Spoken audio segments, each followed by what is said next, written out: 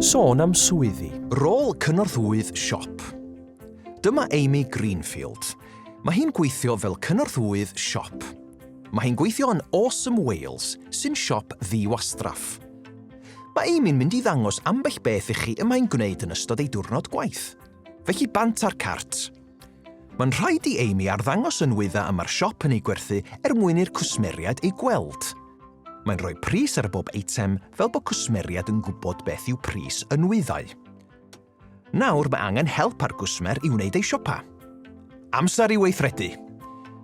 Gallai helpu cwsmer olygu estyn cymorth i ddod o hyd i eitem yn y siop os na allant ddod o hyd iddynt.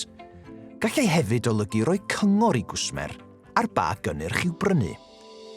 Mae Amy yn defnyddio til i gymryd arian gwn gwsmeriad.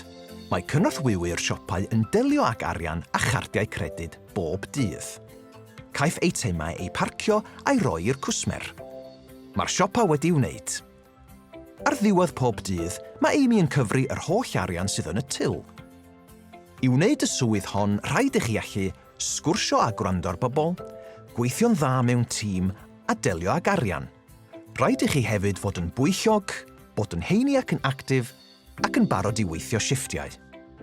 Mae Amy mwynhau'r swydd hon am ei bod yn hoffi gweithio mewn amgylchedd prysur, cwrdd a sgwrsio gyda phobl newydd bob dydd, gan wybod ei bod hi wedi helpu cwsmer i brynu'r hyn yr oedden nhw eisiau.